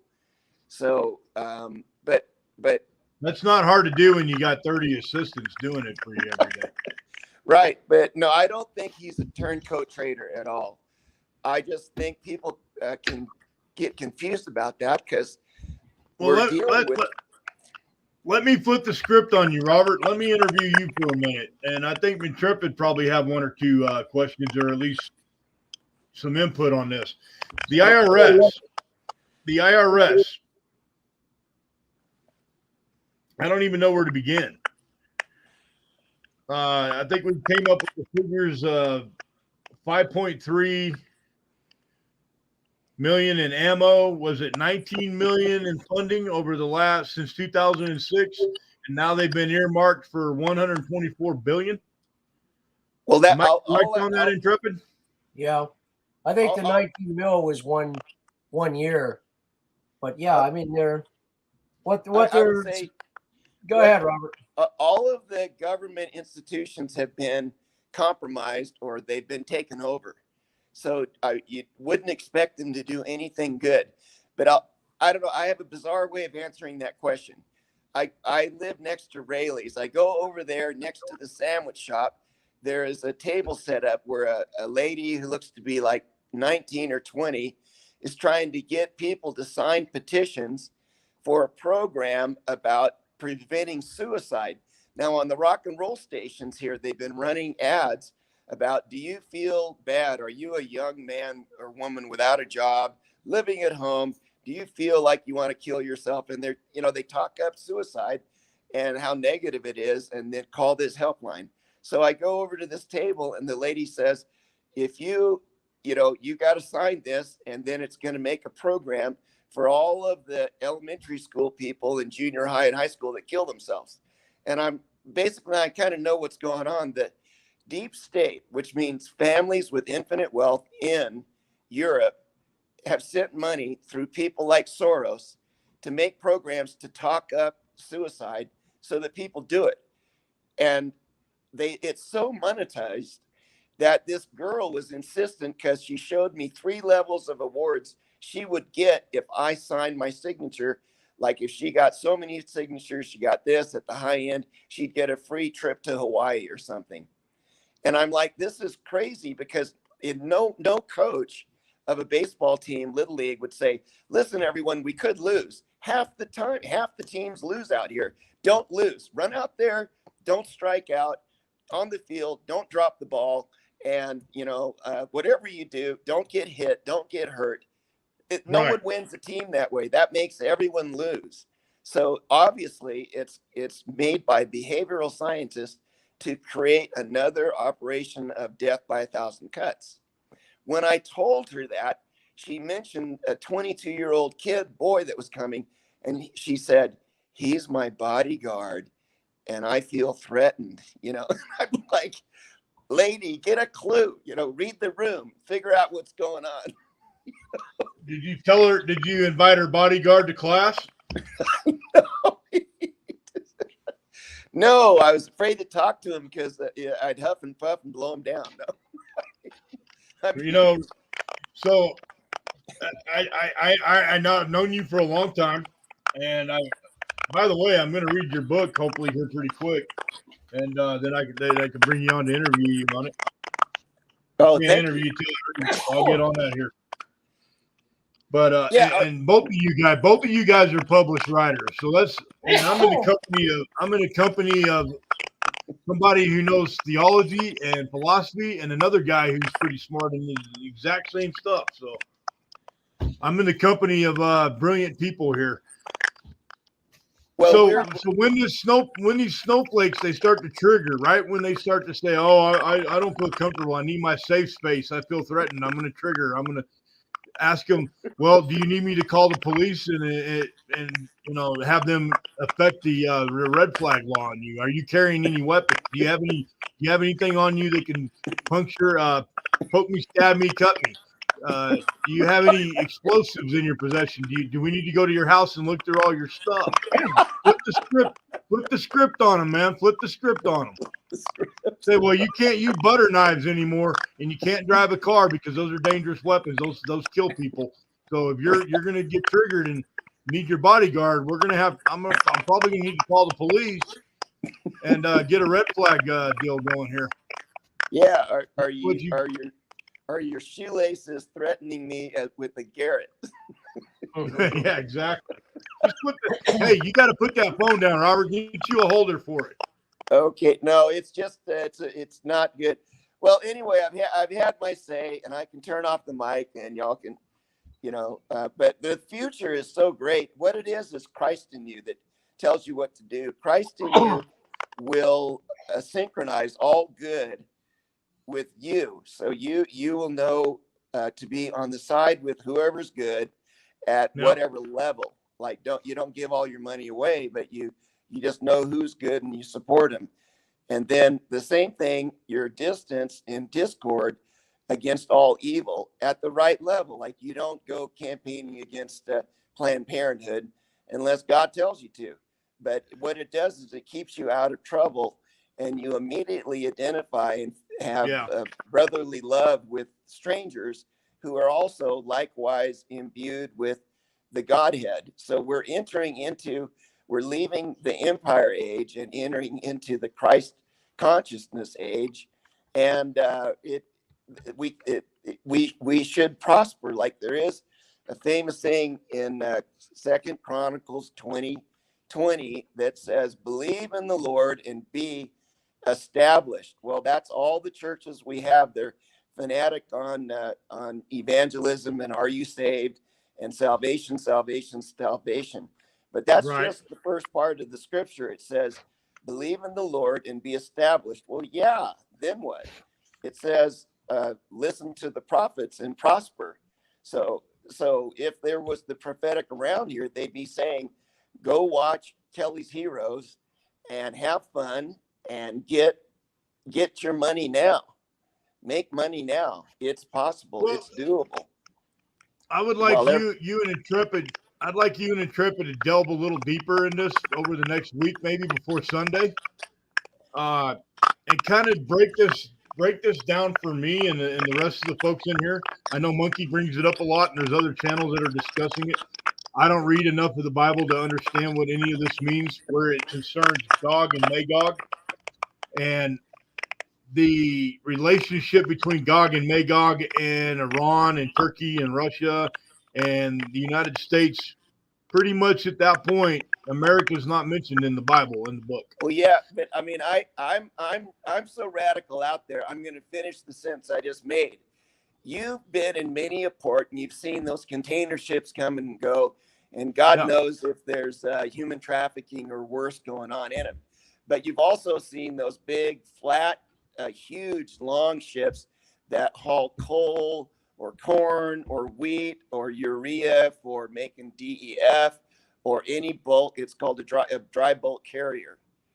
If you invest in one called Star Bulk, they are paying dividends that annually are like between 20 and 26%. If you catch the price low at 26%, your money doubles in 3 years. Like everyone's complaining banks don't pay interest. That's right. But your bank, like Wells Fargo, will help you set up a self-directed stock account, and go figure the number. You save $100 at 26% a year, you get $26 at the end of the year.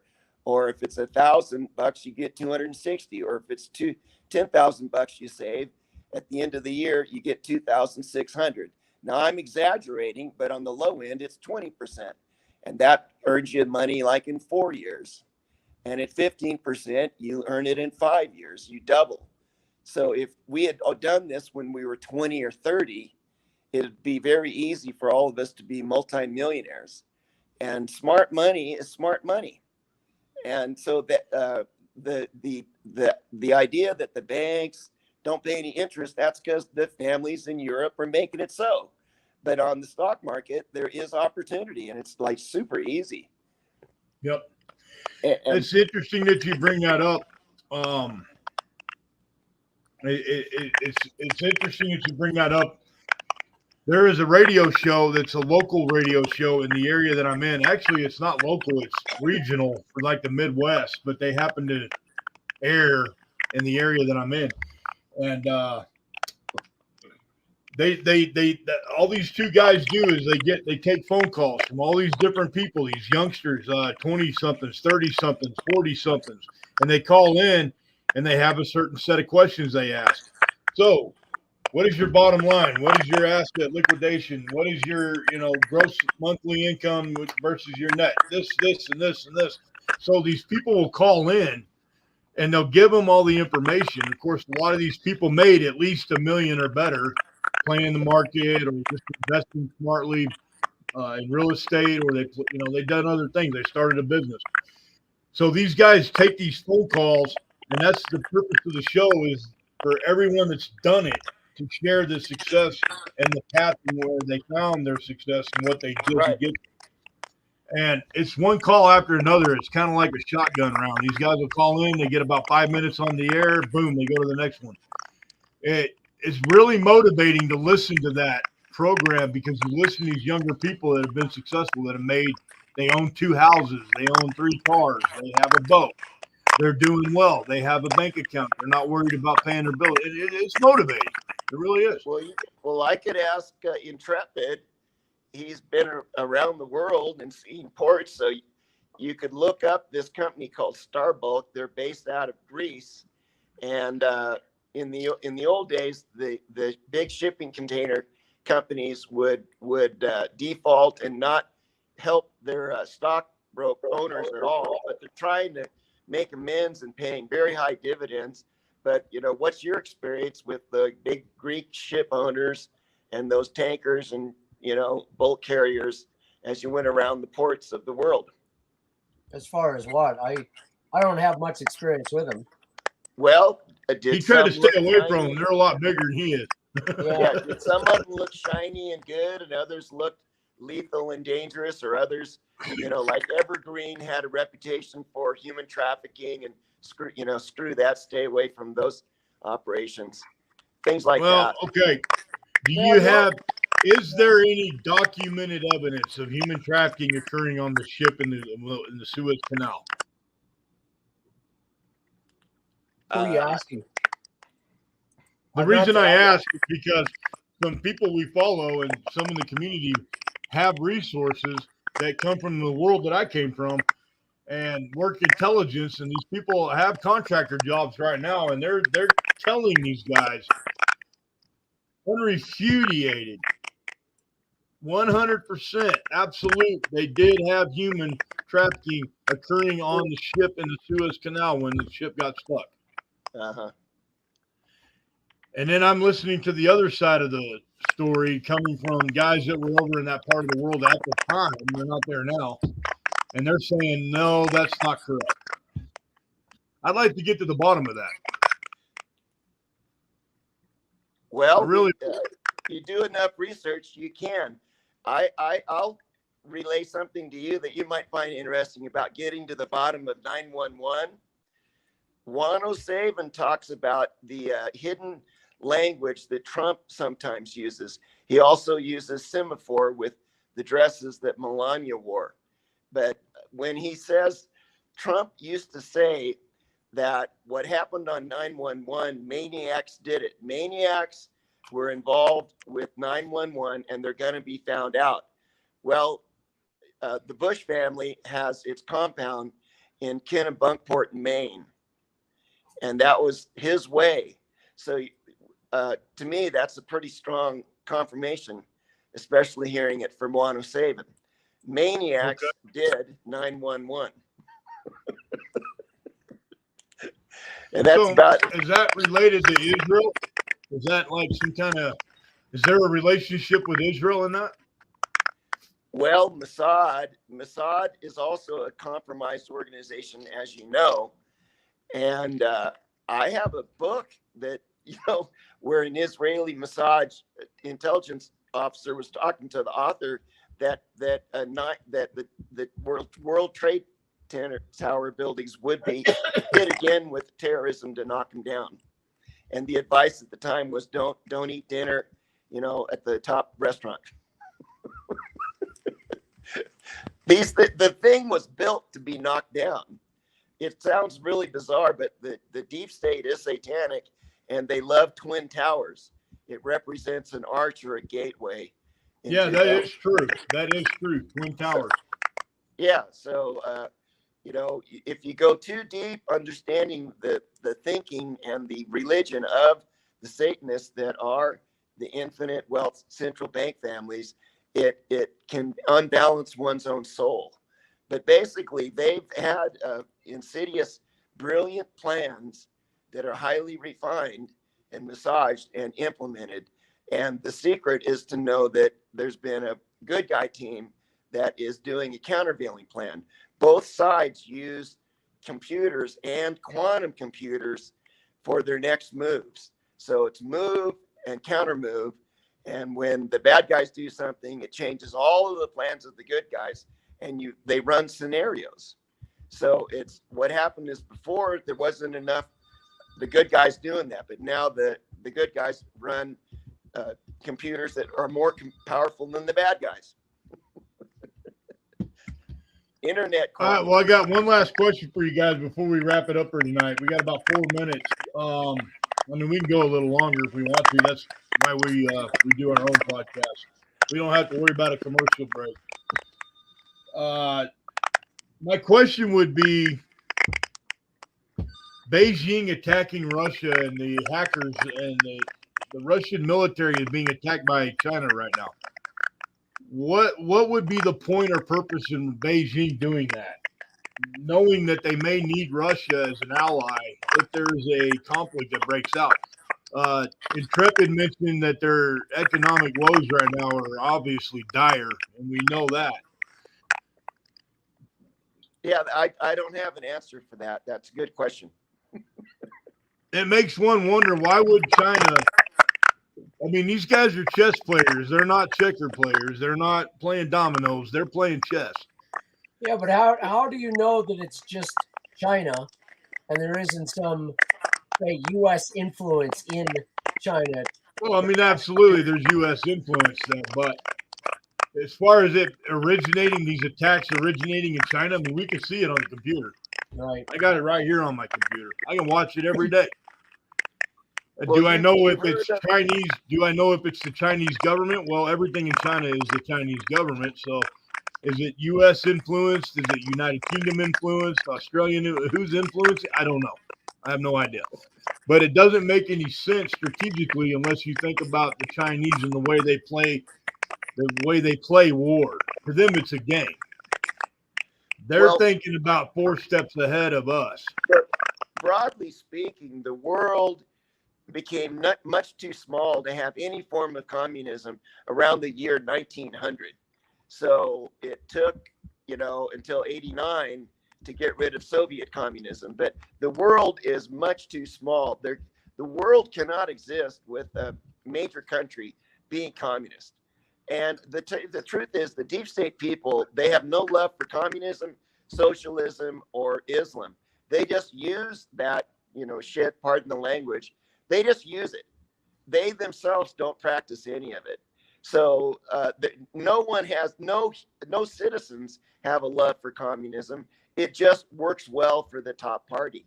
So in China, it's not actually unified. There's a legacy of the Red Dragon families and other families that were always capitalistic, always for freedom, and always for hoarding a ton of gold and power for the day when they could get rid of the communist a-holes that run everything.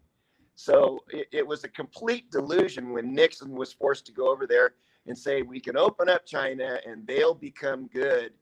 That isn't how you defeat communism. And that's not how you defeat the Chinese who've been doing this for 3,000 years. Yeah, and they originally went with the deep state plan at Davos, saying, let's globalize. For them, globalization worked good because it impoverished America, took 60,000 factories and shipped them off to China. So they're like, good for us. And then they were bowing and kowtowing to the Davos, German Nazi takeover of the world, but they always plan to backstab and say, no, the Nazis are not going to win. The Bush family, the Klaus Schwabs, the Soros, we will have, their own plans, the one, world Belt Road and all of that. And communism will be the globalism. So those plans also are not going to work. What's going to work is, believe it or not, like when you saw the Hong Kong and all the people waving the American flags, that's what works around the world. And even more than that, it's this Christ in you indwelling. Most humans, as you've known from meeting them, Intrepid and Abraham, from going around the world, they don't want to kill each other. They don't want to pick up arms and stick them in the other person. And the deep state, No, they don't. The deep state's caused that to happen. So it's a huge, huge miracle, and God will have to show up, and He's promised that He will, and everyone will praise God, and then this deep state $1 trillion influence will be destroyed, and there may be reparations or money coming our way, making us, smell like a rose. So start learning how to double your money. And when reparations start coming our way, we won't lose it like people do with winning the lotto. Let me ask you. I'm a Native American and I don't want reparations. Not the same one you're talking about. I'm just talking about I don't want government handouts. Well, that's true, but what if it's your own money? It's your own income. Well, yeah, that's different. That's not what I meant, though. Yes. You know what I meant. I understand. I'm Irish and I'm Native American, and you won't hear most Native Americans and Irish running around complaining and bitching that somehow we got a raw deal. You just won't hear that. Well, this Reawaken America tour has touched upon a lot of situations with the American reservations and the First Nation people, and God have mercy, they need help. They are independent, and they do and understand the Great Spirit above us. But they got to be willing to help themselves at the same time. Yeah, through the Lord Jesus Christ, they will end up being the strongest spirit of everyone in the United States. All right, well, I'm going to shut the show down now. We're running out of time. Robert, I'm glad you jumped on with us. Metamora, K9 Moses, and everyone else that's here. I do have one thing to say before we jump off of here and say goodnight. And we'll be back Thursday. At least that's what I have scheduled up. What was in the letter at the funeral for George Bush Sr. when Trump walked in and his Secret Service detail passed out envelopes to all the heads or family members of the heads of state? Bush, Jeb Bush, Hillary Clinton, Obama. What was in the letter? There's one wild thing that I've heard, and who knows exactly, but the current war is between a crazy name called SES, the Senior Executive Service, and George Bush Sr. made it as a continuity of government. Continuity of government, yeah. Yeah, continuity of government. He made it when he was the CIA head under that bad President Jimmy Carter. The reason they made it was because they foresaw, some of these things, and they wanted to counteract rules that were already there that had kind of been made by the legacy of the original good guy team that was fighting to overthrow the deep state in the 1950s. So it's a countervailing against the 1954 laws that were made by the military, kind of like with the advice of General MacArthur, believe it or not. So there is a continuity of government that's run through Q level clearance and above. That's nuke and beyond and above. And it's kind of headquartered in Cheyenne Mountain or places like that. And it controls the destiny of the of the super high-powered weapons if the elections got compromised, which they did in 2020. So having said that, the SES was the brainchild of the deep state, and it's all those senior executive officials that can't be fired And they had a headquarters, the rumor has it, right underneath the Arlington Cemetery. And that note said that the SES headquarters is no longer available. It's shut down underneath the Arlington Cemetery. Well, now I got a bunch of research to go do. So, but here's the weird thing: is that normally when the president's sworn in, there is a 21 gun salute. But the military said, we're not going to do it in front of the Capitol steps like they normally do it. They're going to do it. They're going to force Biden to go where they want to do it. And they did it at the Arlington Cemetery. And that's weird. It's a big signal that the military was not happy with the change of power on January 20th, 2021. You could look it up. They always did the 21 gun salute right there. Instead, Biden had to go over to the cemetery. well, I mean, I wish they would have left him there with a Happy Meal and some fries. Well, All right, guys, we're going to jump off of here and call it a night. Thank you, everybody, for jumping on with us. Okay. We'll be back Thursday for another hour and a half, 2 hour. I'm going to do some follow-up. I think I'm going to cover some of the supplies and supply chain issues and things you need to get a hold of at the store while you can. I'm going to make up a list probably tonight or tomorrow, going over certain foods that you need to make sure you focus on getting, making sure that you have it stockpiled, regardless of what's coming in the future. We need to be prepared for either outcome. Also, I'm going to go a little more into the sit rep where it concerns some of the information that's coming out on exactly what we were just now discussing. Deep state, white hat, black hat, and kind of what the story is between the white hats and the black hats. I know Monkey and a lot of other channels mention it, but they don't really go into a lot of detail, and there's a good reason why they don't do that. I'm going to go ahead and dive a little deeper into that and explain kind of what the white hat and the black hat is and the constant conflict, which Robert just brought up, that's been going on for decades, and it's a power struggle. And it's a small group of people that are doing this. I guess Congress today dropped a bombshell on the UFO stuff. I don't know what it was, but I'm going to look into it tomorrow, and then I'll kind of brief on that Thursday and see what's going on with Congress and the UFO or UAP data that they dropped on everybody suddenly.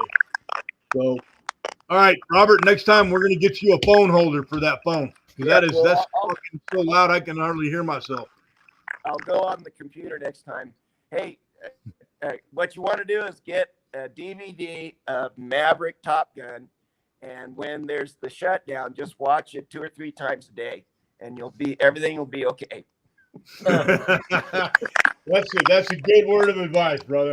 All right, Intrepid, I'm going to call it, man. I know you got to probably work tomorrow, and I do too.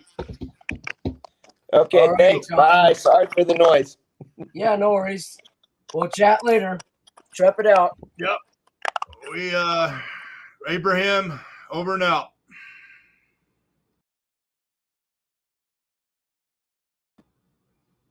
Nope, I just added myself.